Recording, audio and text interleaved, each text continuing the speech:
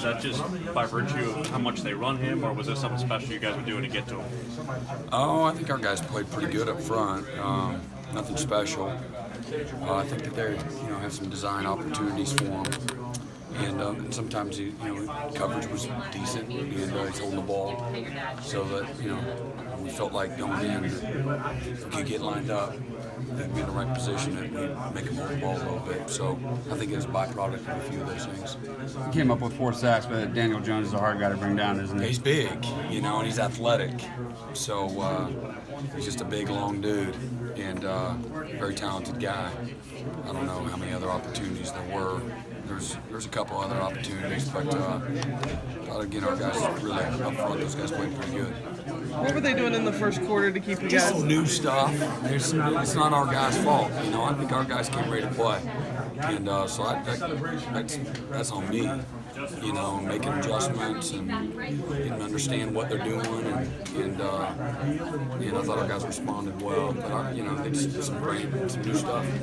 Sometimes you get new stuff every week to a certain degree, but there's some big, serious structural adjustment things that have to take place. You're going to be out leveraged and not have guys in the right spots, and so the success that they had on those that's not our guys' fault. That's on me. How much do these guys continue to uniquely impress you game after game? The biggest thing is just having the right mindset, the right attitude, and humility, and the toughness, and just the hunger.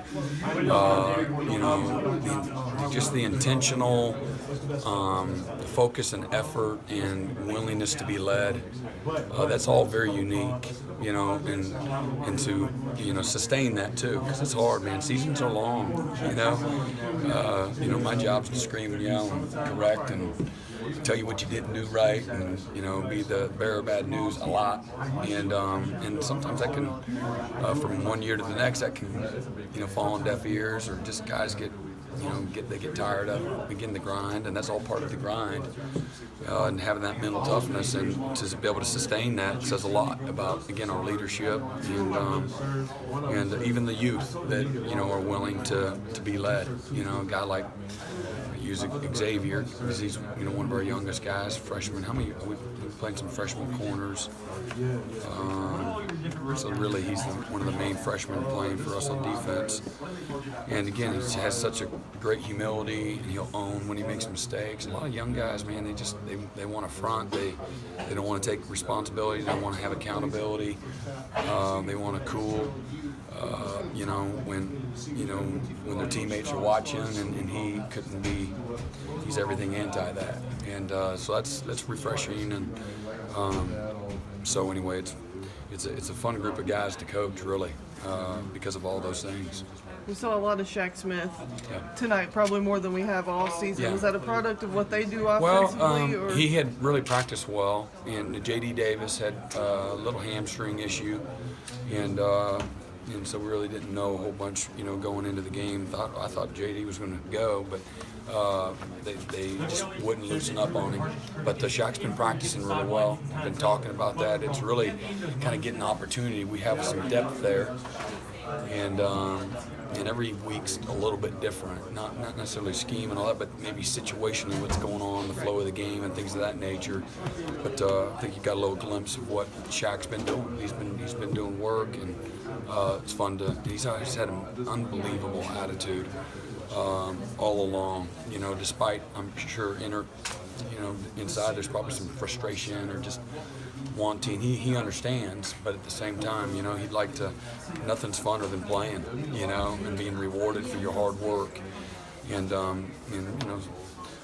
you're looking for always for those situations where you can reward guys. And Shaq's really worked hard and does deserve that opportunity. He played well tonight.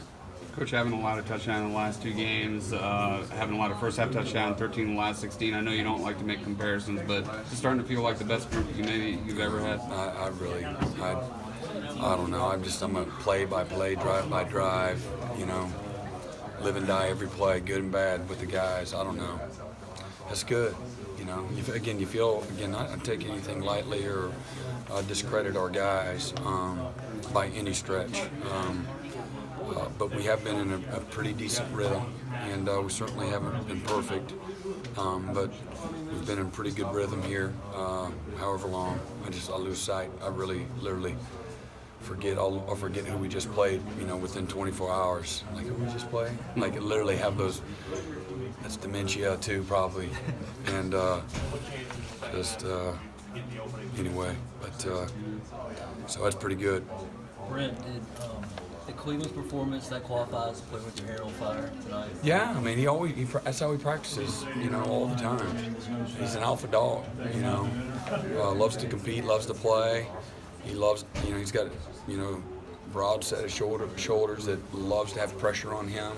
He wants guys to look to him to lead, and, he's just always got this very contagious, infectious attitude, just about everything, good and bad. Man, he'll be the first one. If he messes up, man, it means so much to him. And you just love that. He's a very intentional, passionate, focused guy that demands a lot of himself and expects more than you could ever expect from him.